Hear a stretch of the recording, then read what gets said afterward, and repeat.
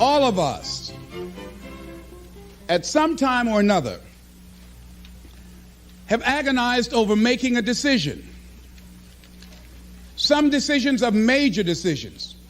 And also there are a lot of small decisions that we don't make, that they tax our minds, they drain our energy, they create a lot of anxiety and nervousness and mental torment because we don't take care of it. We decide not to decide, which is a decision. Deciding to decide, to act, is a major, major challenge for all of us at different points in different areas of our lives. And there are things that happen to us along the way, experiences that we have that prevent us from working through the mental block of acting, of doing those things that we know we ought to do. And so what I want you to think about is, what is there that you know you need to do, that you want to do this, but for some reason or another, you've been holding back. For some reason or another, you just have not been able to gather your nerves or be able to work through the procrastinating or putting it off or justifying or blaming. Some reason or another, you just haven't done it. And you know you ought to do this. You really want to do this, but you don't know why you haven't done it. Anybody know what I'm talking about? Raise your hand, please. Okay, then I've got company here this evening. I'm not talking to myself. Now, first of all, we know that this is not easy. Because in order to begin to reinvent your life, you've got to make a conscious, deliberate, determined effort. That you really have got to put all of yourself into it. It's very challenging to act, to do those things. There are times when you're looking at it and you say, I know I need to do this, but I don't feel like it. I don't want to do it. I know I need to do it, yet leave me alone. No, I don't want to do it. So what do? What are those things that cause us to do like that? I think that among the things that prevent us from acting is the fear of failure. And if you've already failed, you don't want to fail again. The pain of that, the disappointment, the fear of loss is another thing. Because many times when we do those things that we know we need to do, we feel that we might lose somebody that we love very much and care about. We don't want to hurt anybody. Many of us don't act because we want other people's approval. We want everybody to like us and to accept us. And that's not possible. Many of us don't do the things that we want to do and don't act because of lack of self-confidence. We don't believe enough in ourselves. I have a friend who's been working on a job where she's miserable, talented, want to go to another place that she can do what she wants to do and make the kind of money that she would like to make, and had some offers. But because of her fear and her lack of self-confidence of things might not work out, she won't take a chance on herself. So there she is, spending 8 hours a day, 5 days a week, and she's miserable. She hates to go to work. They're not paying her what she's worth. She knows it. But yet and still, she won't do that which she knows she must do, and it's wearing her out. There are a lot of people that their jobs are making them sick because they won't act. You check out the absenteeism and the people that are depressed. You see them coming to work angry. How you doing? I don't know. Just leave me alone. It's not even 9 o'clock yet. You're talking about good morning.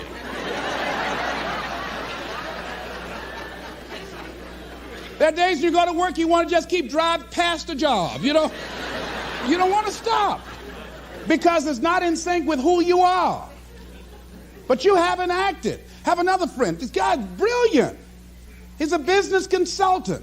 He helped a lot of people get their business started. And people come to him because they know he's knowledgeable. But this guy won't start his own business. Now, he's very smart. He can do it. Everybody believes in him except him. And he's so smart, he's talked himself out of it. Well, the numbers aren't right. And so there are many reasons why we don't act. There are other things, though, that affect us is that not wanting to take personal responsibility. We want somebody else to do it. And many times we pick up our inability to do certain things from people that we love, people that we admire.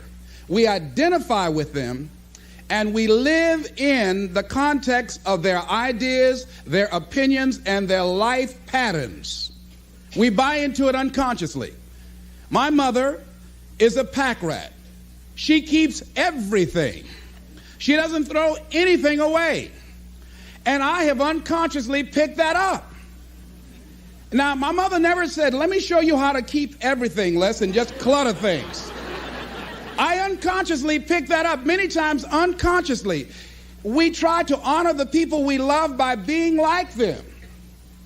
By the same token, I realized something about myself when I had some major decisions to make, and I found myself acting like my mother. See, my mother's the kind of person that when she has a problem with one of the other foster children that she adopted, she won't confront them. She will call me. Les, why don't you tell Linda to move? She's lazy. She won't go to work. She runs the street all day, and then she comes home and wants to sleep all day, and I think she's doing drugs. I said, but Mama, why don't you tell Linda that?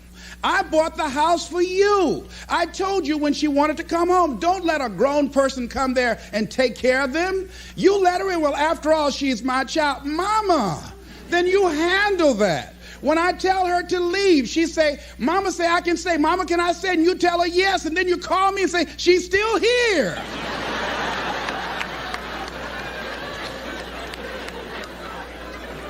Why worry me with this? So Mama hasn't developed the courage to act on that. Some people won't act until there's a crisis situation. When Linda started stealing from Mama and took her Social Security check to get some drugs, Mama got some courage to say, get out of here and don't ever come back. But she wouldn't do it until then. And see, we don't have to wait until a crisis situation. I have a friend that has been having a challenge with losing weight. Both of us have been dealing with that challenge. And for the past 40 years, he's always seemed like weighed over 235 pounds. And so he said, man, I just can't lose weight. I'm big-boned. I said, Bud, I've never seen any fat skeletons.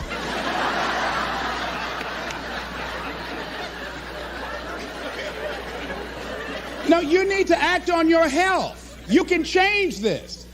You don't have to go to your grave fat. We're all digging early graves with our teeth. We don't have to do this. They need to have a support group around M&M peanuts. You want a support group on something, and throw Snickers in there too. Bud and I can tell you about the help we need with that. So what happened with Bud, though, he became ill a few weeks ago. See, Bud in the last few weeks has lost more weight than he's ever lost, even when we were competing with each other, betting a lot of money. But what happened was, Bud became diabetic. He went into an insulin shock. He didn't know that he was diabetic. His blood sugar became high. And the doctor said to him, you are diabetic. You're going to have insulin shots every day. You're going to have to change your diet. And let me tell you what's going to happen if you don't do what we tell you to do. Number one, there's a possibility that you can become an amputee. Number two, you can go blind. 3, you can become impotent. Bud, say, help me.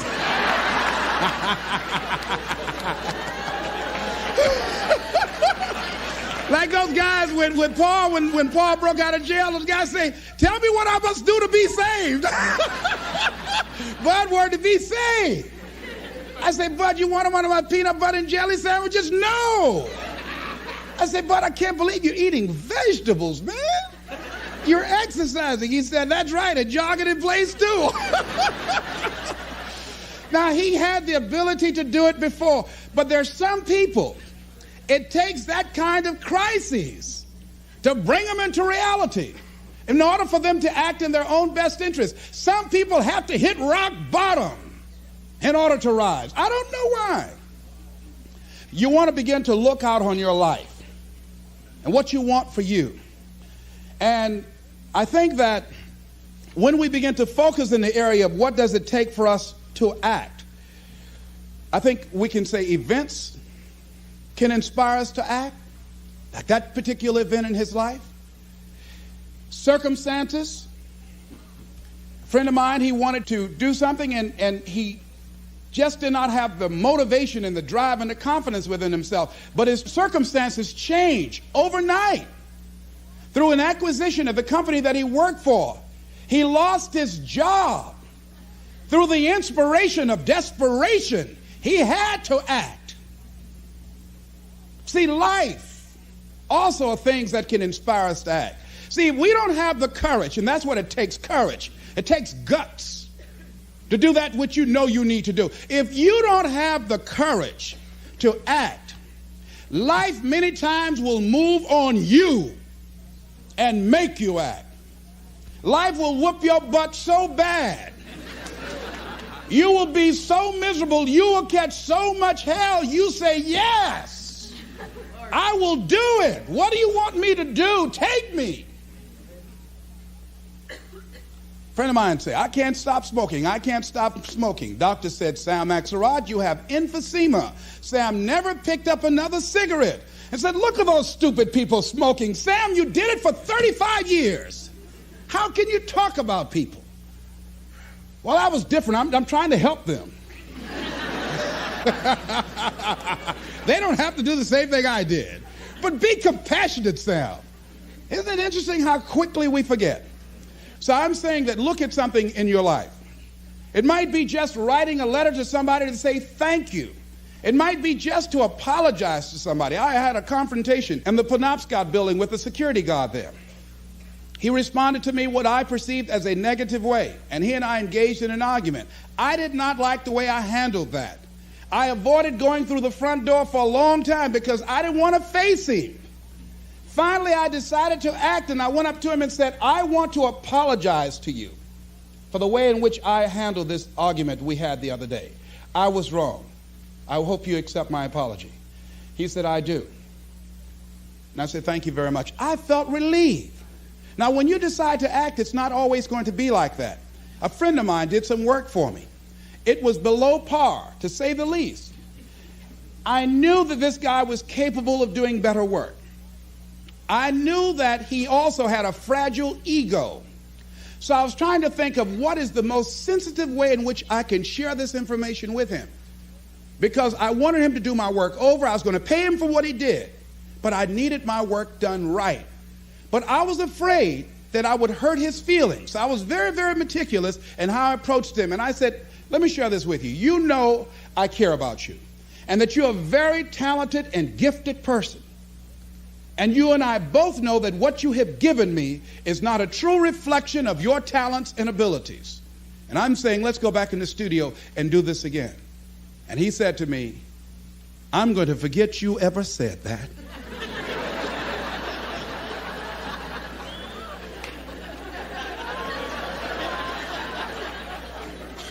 I was wiped out. He never spoke to me again. Now, when you decide to act, you're going to have some people like that. We're no longer friends. I lost sleep over that, ladies and gentlemen. I said, I can't believe that. I remember sitting up one night looking at the phone. I said, I got to call him. He said, no. Then I said, no, forget that. I called, man, look here, we've been knowing each other too long to allow this to come between us. He said, don't call me anymore, and hung up. And then I wanted to think about what can I do to make it up to him? And then something came to me, Les, what do you have to prove? See, many things we don't do is because of the fact we want people to like us. There's some necessary losses in life. When you decide acting in your best interest, you're going to lose some friends.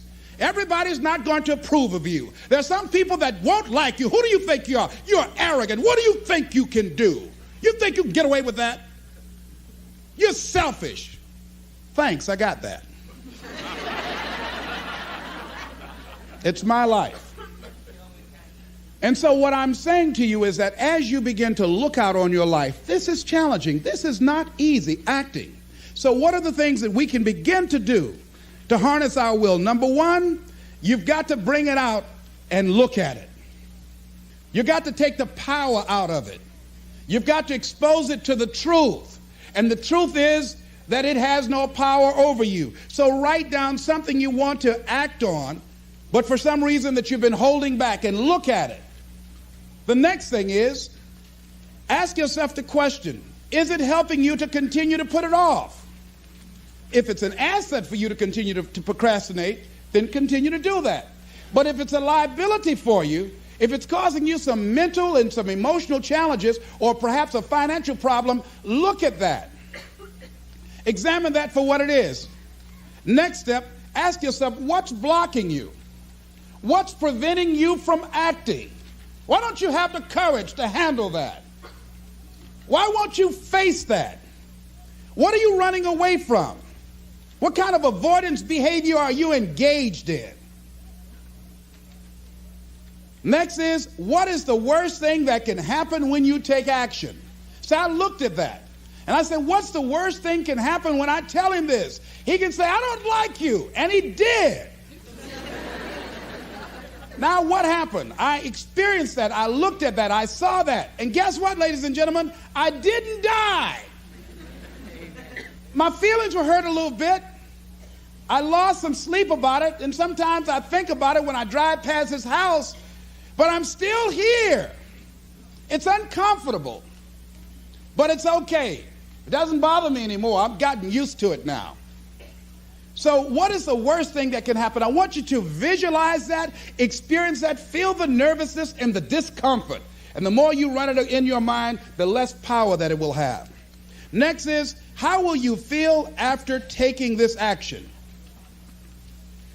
I felt a sense of personal achievement when I faced somebody that has been my mentor for years. And for years, there was something I wanted to tell him. And I didn't have the courage to tell him. Because it was always, I was the student, he was the teacher. It was always, I looked up to him and admired him and held him in high esteem. And I was always grateful and thankful for the impact that he had on my life. And I loved him so much. I didn't have the courage to say to him, please stop drinking so much. You're an alcoholic. You need help. I didn't have the courage because I was afraid that he might not like me. I was afraid that he might be hurt and crushed, that we would no longer be friends. I didn't want to jeopardize what we had. I loved him a great deal, and I didn't know how this would affect our relationship. And I didn't even want him to know that I knew that he was an alcoholic. And so I was a coward. I was spineless. In the name of love, I did it to justify to myself to stop from helping somebody that I love from dying. I said, I love him so much, I just can't tell him this. I don't even know how he would handle it, to know that I know that he's an alcoholic. And finally, after years, I developed the courage to face my teacher, my mentor who has molded me, who looks at me now and wanted to do what I'm doing now and did not do it. Came at a different time, and it wasn't time for what he brought. And he's living through me. And I had to face this man who's been like a father to me and say, I got to tell you something. You've got a problem. I love you very much. Please stop drinking. You're killing yourself. It's not just social. You do it every day. You need help. And whatever I can do to support you in that, I will. But please stop. And he looked at me, and I had no idea how he was going to handle that. And first there was like, I dare you. And we just looked at each other. And then I reached out to embrace him. And we've never, ever embraced men, macho. Never hugged before. I hugged him, and he just stood there with his arms straight. He couldn't raise his arms to hug me back. And he was shocked. And after he got over the initial shock, when he could bring himself to speak, to maintain his composure, because he could never afford to let me, his student, see him vulnerable or admit that I was right. He said, I'll be seeing you. And I said, yes, sir. I said, tell your wife I'll be by the house to see you all before I leave. And when he walked away, at first I was very depressed about it. And I said, well, maybe it wasn't my place to do this. And when you act, you're going to have some second thoughts. And then I said, no. I did what I felt. I did it because I feel very strongly about this. And fortunately, he called me back a few weeks later and left word with the answering service. Leslie Brown, I just want to say thank you. And hung up. That was a good feeling. When we look out on our lives, you ask the question, what are you going to do? Look at, as you think about this that you know you need to handle, what are you going to do? And then write down 3 strong reasons on why you know you must take action. And be explicit and descriptive in your reasons, because your reasons have power. Your reasons will drive you. When you have doubt, when your faith becomes weak, your reasons will fortify your faith. When you have an inner conversation, say, no, don't do that. Your reasons will become your rod and your staff to comfort you, to take you through those challenging moments. So write down your reasons.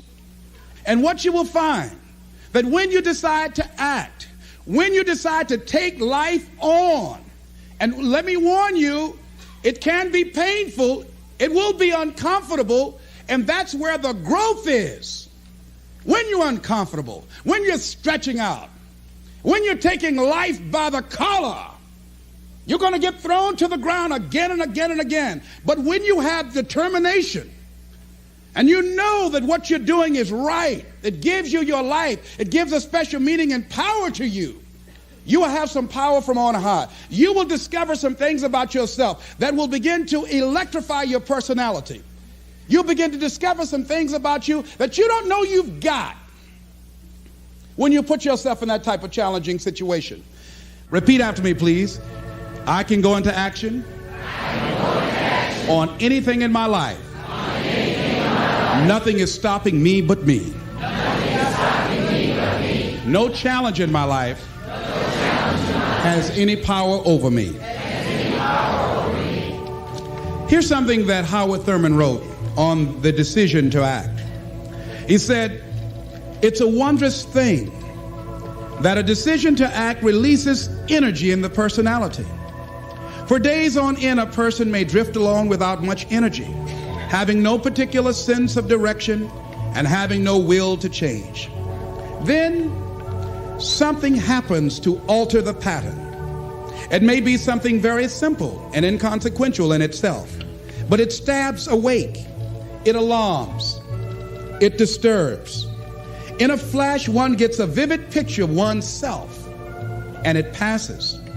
The result is decision, sharp, definitive decision. In the wake of the decision, yes, even as a part of the decision itself, energy is released. The act of decision sweeps all before it, and the life of the individual may be changed forever. When you decide to make decisions, to act, you begin to access power within you that will increase your self-esteem, that will increase and enhance your personal power, that puts you in charge of life. And life has a whole new meaning for you. There's a sense of personal freedom. Doesn't mean you're not going to have any struggles. Doesn't mean that you're not going to have any challenges. Doesn't mean that you're not going to suffer any defeats. No, doesn't mean that. But what it does mean, that you're putting yourself in the position to grow. You're putting yourself in line with your higher calling and your higher self. And that's what life is about.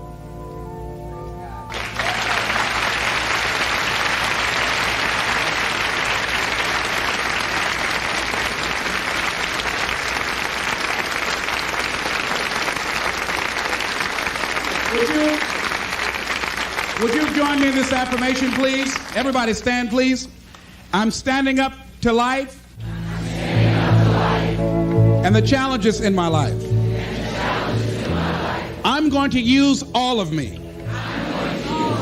All of my courage, my faith, determination, and any help and support that I can give anyone to realize their greatness. Together we can. Shake somebody's hand on your right and left and say, you got what it takes.